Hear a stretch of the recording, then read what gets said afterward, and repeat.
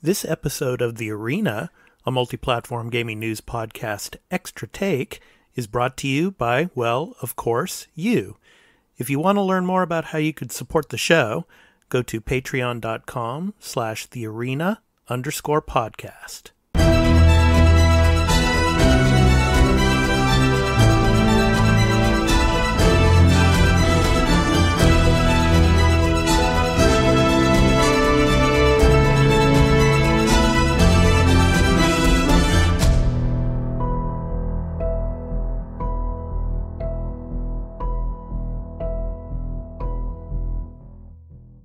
Hey everyone, welcome into another episode of Extra Take, our series where we do gameplay reviews of particular games. I'm your host, Expat, along with my co-host, Burley of Burleman Gaming on Twitch. How you doing, Burley? See your background there? It looks like you got the Final Fantasy background there, yeah? Yes, and it is also the scene from the game, because Cool. you do have that iconic scene from the original Final Fantasy. You do get this in this game quite early on. Cool, yeah. So how are you, man? I'm doing good, man. I'm doing good. You know, we were talking before we started recording about Doctor Strange and the Multiverse of Madness. It was a great film. We're not going to say anything about it, of course. We're going to be doing a live stream on that later on down the road, so stay tuned for that. But anyway, let's go ahead and get to our gameplay review. So in this extra take, we're going to be talking about Stranger of Paradise, Final Fantasy Origin. So Burley has played this and completed it, and he's provided gameplay footage for us, and he's going to walk us through his gameplay, and I'll throw some questions his way as well. And I have some information about sales numbers and stuff, and we'll get to that towards the end of the episode. But anyway, let's go ahead and get to the footage. So Burley, why don't you go ahead and take it away? So what do we have here?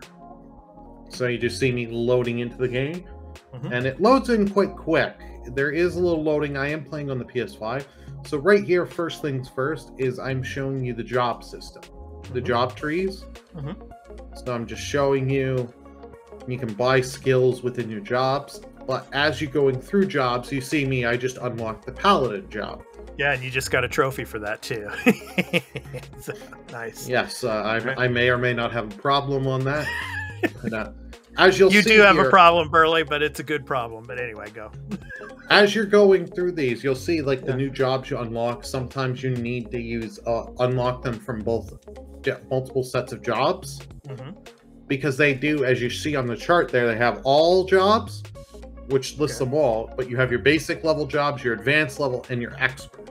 Your experts don't get you any other jobs, but they're the higher tier jobs. Have better skills. So I'm just quickly showing, I did a quick run through of all the jobs I have. So I have quite a few jobs. Party, you have 4 party members. You can only take 2 with you at a there's 4 people in your party at the time, but you can only take 2 per mission. Okay. And all honesty, I kind of find which 2 you like. They do have their own jobs, but you'll get more jobs with them as you unlock through the story. Okay. And this is just me going into the smith gear quick, seeing you can, if you fought, you can upgrade your weapons stats, the little abilities and stuff, and change them. Yeah, but requires materials. Now, how you get these materials are either from just playing in missions, or the huge thing of this, dismantling the gear. So you get your old gear instead of, because you don't have money in this game. You're not buying things. You're constantly getting gear, but you want to dismantle gear, get items to power up your better gear. Okay. All right. I see. So, in this game, did you play as Jack most of the story? Yeah, you only play as Jack. You never get to touch the other characters. So you never get to touch the other characters in this one as well. Okay. I see. Yeah. And this, if you look, the map may look familiar if you've played the first Final Fantasy. They do use the map. And this is just me. I'm trying to find a couple missions that I won't spoil the story. Right.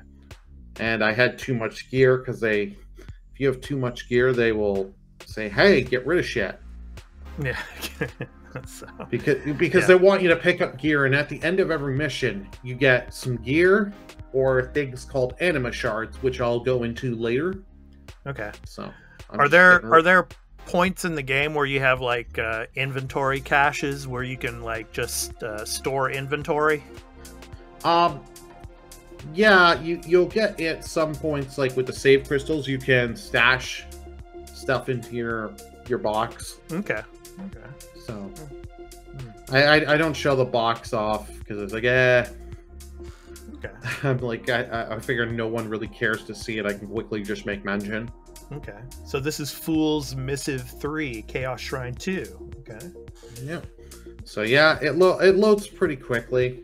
Okay. But this is an earlier tier mission. Mm-hmm. I forgot how I'm kind of really overpowered. Yeah. So here, these are your save points and your checkpoints or your bonfires, however you want to classify them. Mm-hmm. Because you do get your souls like. It's not a Souls game, but it's like a Souls game. Yeah. You'll see here. So here, just me going in here, showing you the 2 jobs. Because you can have 2 jobs equipped at a time. So I have the night job and the sage job.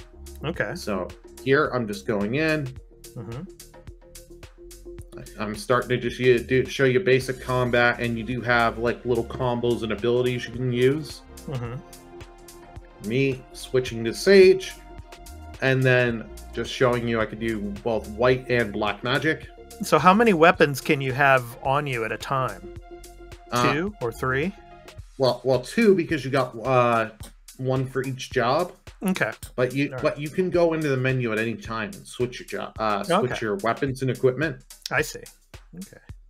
So yeah, they're hitting me, but I'm taking no damage because these things are like level 8, and you level up by your jobs. So every time you level up with your jobs, you're getting stronger.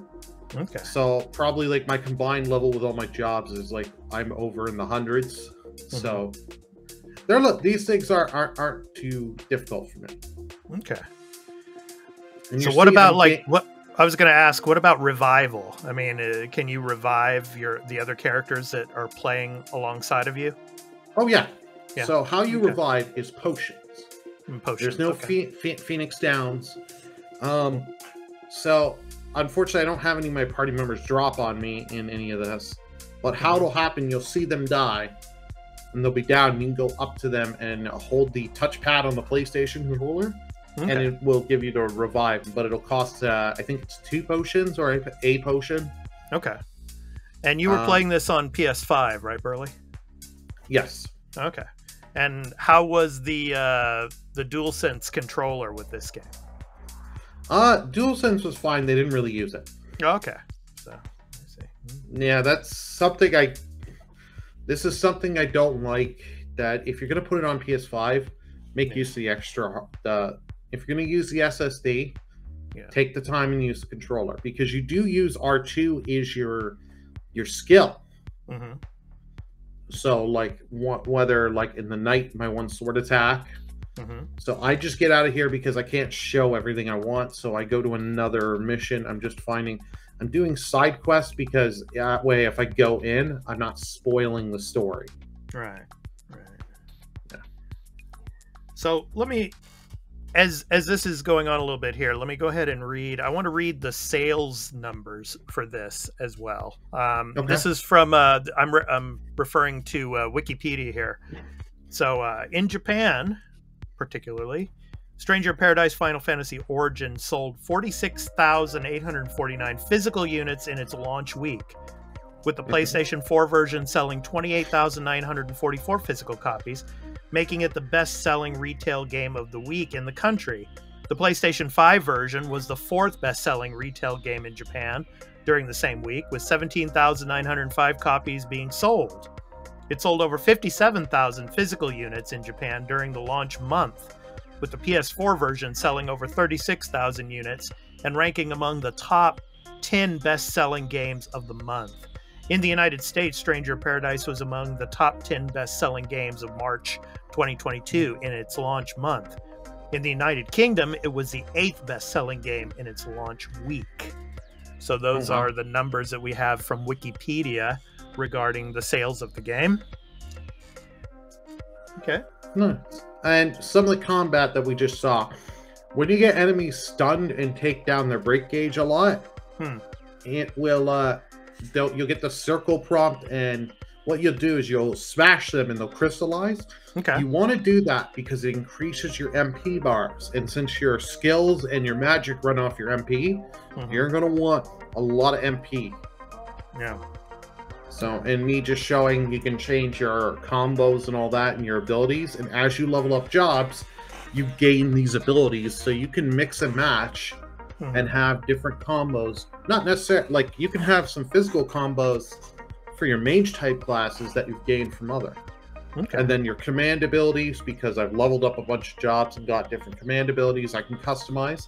So the customization in this game of how you play this can get really in depth. It all depends on what jobs you start taking the time and using.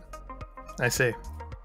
And I equipped the paladin job. It's level 1, but you'll see because it's level 1, I level it up kind of quickly, get a couple levels. Okay. Here. Now, how did this run on your PS5, Burley? I mean, like frame rate and everything? Everything ran fine. Ran great. No issues. No issues. Good. Yeah. And what other platforms is this available on? It's also available on the Xbox One and Xbox Series, as well as I think PC. And you can do multiplayer in this, and I will show a little bit. Okay. In a set, I think it's in a few minutes here. So. Okay. One thing I don't like about this is there is no map when you're in these missions. Oh. So I can't tell where. And if you're someone like me that can get lost easy, you have to just kind of learn and just keep going down the path. I see. Wow. So there's no like pause and then you can like click the touchpad and get the map or anything like that. There's nothing like that. Oh, that's unfortunate. But no. I see. Yeah, sadly not. I see. And you saw I got a job level up, but it wasn't my paladin class. But sometimes because you use certain skills and abilities and stuff from other jobs, even though you don't have that job equipped as your active job, it'll level up. So you're constantly, combat is rewarding because you're constantly always leveling jobs. So I don't feel the grind too much. I see. And it does make battles worth it. Now this is me just running array because you not necessarily always have to fight. Okay. Because sometimes you want to, if you're low on health, because you're limited to 5 potions you carry. You can get more potions by killing enemies, but as you'll see here, I saved because I had 3 potions. I go back to 5. So whenever you hit a save thing, if you're less than 5 potions, it will boost them back up to 5. But what it does is any enemies that were in that area that before you got there, they're all revived. So it's your Dark Souls thing. And here I was trying to show the anima shards, but I had used them all up to get other jobs. Okay. You can use anima shards to level up your jobs. I see. So that way you can get more skill points, unlock more jobs. That would be a little frustrating for me, especially when all the enemies respawn. But the thing is that they're all enemies in the area behind me. I don't want to have to go back, so it's nice. But the thing I do like that is if you die in this game, and you will see me die here in a little bit, is death doesn't really have a consequence. Oh, okay. So like when you die, you keep all the gear, and you keep all the level ups you got. So all it is just it sends you back a couple rooms. Okay. But every time you're dying, you're getting stronger anyway. So it's not as big of a deal. So it's not like a roguelite then. Yeah. It's not a Souls-like because you have your difficulty select and all this and that. Right. But I do like this because it did, like, I would die while I was playing this game, but I never felt like fuck. As I got oh well, I gotta go back a few rooms. But now but you're constantly learning. I was hitting these things with holy element. And it wasn't doing anything, but I started hitting them with fire element before I died, and that worked. Okay. Change my attacks to fire base. I see. So. The bosses I don't show in this, but the bosses are fun. Okay. And they do have multiple phases, so you will... bosses, for the most part, will take you a few tries. Mm-hmm. You just got to sit there, learn stuff, use your party members. Here, this is me showing you, if you let their break gauge go back up, mm-hmm. and you don't crystallize them, they come back up and start attacking you and all this and that. And then I just let myself die. Okay. And then you'll see, like, I'm at the same level for my paladin class that I was before I died. And being like, hey, death didn't matter. Yeah. Now, tell me something about this game, Burley, that you would have liked to seen different. Like some of the level designs, or say like some of the combat. I mean, what would you have liked to seen done differently? That is a good question. I'm just going to go one over thing because I quickly showed the multiplayer here. Yeah. On those save crystals, so I could be in the middle of the mission, but I realized, fuck, I need some help. I can pull up, make a room open, set a password if I just only want friends, or just set it open and anyone can find the room and join in and help me out. Okay. Because I've had that where when I was streaming the game, I had a high level guy come in because I didn't level up as much at one point for one story mission, and I had him help me out a little. Nice. While I was live streaming the game. The only thing I would maybe change is just a little bit easier of telling you, because when you're going to select, it tells you your mission level, of telling you what your level is, because you don't have a central level for Jack. Right. You have just only job levels. So I have to kind of sit and go back and think, okay, I'm level 15 with my warrior. I'm level 3 with a mage. And all this and that, and try and do stuff like that in my head. I would have liked being able to. I understand they only want to make you Jack, and there's reasons why when you go through the story. Yeah. But like, your party members in this game, they're not that good. They're basically best for pulling aggro. Okay. All right. And my advice for anyone, I highly recommend trying this game. Try the demo, the latest demo. If you like it, gives you the first 2 to 3 hours, I think it is, and you can take that progress into the main game. Yeah, I see. Is that your party members? They're limited job. They're also limited job wise. You have to do a lot of side quests to unlock most of their jobs. You only do the story missions. They only have 2 jobs each. I see. 2 or 3 jobs. And it's like, that's not very good. I see. So how would you rate this action RPG out of the action RPGs that have come out so far this year? I'd rate this very, very high. The story is cheesy and stupid, but like, you know what this is. Like, if you see the trailers and you've heard the chaos meme, you know what this is. Okay. So it's not a like surprise, but this game's just a cheesy but fun. Okay. Yeah. So Team Ninja, of course, published by Square Enix, and of course we had all the news this past week of Square Enix and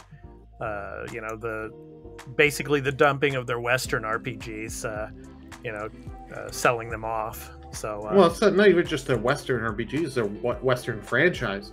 Yeah, that's what I mean. Yeah, the Western franchises, basically. So, but yeah. So, yeah, the original, of course, was on the NES. So yeah. This is interesting now, being able to play it on current gen consoles. So yeah. Like you don't need to be a Final Fantasy fan to pick up and play this game. I think you'll be more rewarded if you are a Final Fantasy fan, because you'll be like, oh, these enemies, I remember fighting these on the turn base in this game and that game, and this and that. I think you'll get the most enjoyment if you're a Final Fantasy fan, but I think you can play it without being a Final Fantasy fan. I just say try the demo. This game is going to get so overlooked between Elden Ring and other games. I think this game deserves to. If you're an action RPG guy, try this out. Okay. Or a gamer, I should say.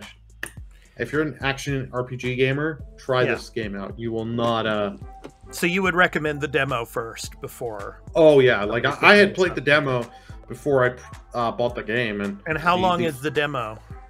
It's like 2-3 hours. 2-3 hours in like. So it has been. They've been. This is the one thing I like with Square that they've been doing is you get a demo that gives you a couple hours, but whatever you do in those couple hours transfers into the main game when it releases. Cool. Which is really nice. They did this for Triangle Strategy, Octopath, Dragon Quest 11.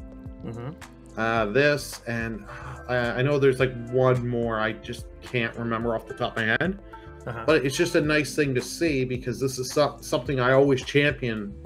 Give me a demo, let me try your game out instead of having, the paid thing of I have to pre-order the game to get the demo. Right. Okay. So that was our gameplay review of Stranger of Paradise Final Fantasy Origins. So thank you so much, Burley, for providing the gameplay footage for us. And of course, you can subscribe to our YouTube channel at youtube.com/TheArena Productions, which will, of course, have this episode. But first, it will go to our Patreon in early access, of course, for the first 2 days over at patreon.com/TheArena_podcast. where all of our content goes up in early access and ad-free. So if you like our content, go over there and check out our Patreon. So we got a ton of content over there. Of course, our extra takes, our regular episodes of the Arena Multiplatform Gaming News Podcast, our post shows, and all of our pop culture series goes up to Patreon. So check that out. And of course, we have a Twitter. So we're over on Twitter at the Arena AMPGMP, which stands for a Multi-Platform Gaming News Podcast. So you can come check us out there, where we tweet once in a while about particular gaming news and games. So come and check us out. All right. Or what we've got coming down the pipeline. So if you want to stay up to date, please do go check out our Twitter. Yep. And always, if you want to get our opinions on stuff, just at Turn-Based Carl, and he's our Twitter ambassador. Yeah, and we also have a Discord too, so you could talk to Carl or myself or Burley over there on the Arena Podcast. That's our Discord, so the link below there is an invite, so you can come and check us out and become a member of the Discord and discuss games, discuss movies, pop culture with us. So we'd love to have you, so come check out our Discord we have there too. And we also have, for audio listeners of our podcast, we have a website at thearenapodcast.podbean.com, where all of our audio editions of the podcast and post shows go up to our Podbean. So, and it goes out to all of the free podcast services as well. So check that out. So the link there. All right. So that's going to do it for this edition of the Arena Extra Take, which is a supplement to our main podcast, the Arena Multi-Platform Gaming News Podcast. I've been your host, Expat, along with my co-host, Burley Burleman Gaming on Twitch. So this has been our gameplay review of Stranger of Paradise Final Fantasy Origin. So until the next Extra Take, take care, and we hope to catch you in the next one when we come out with it. So take care, everyone. Peace. Bye, everyone. Out.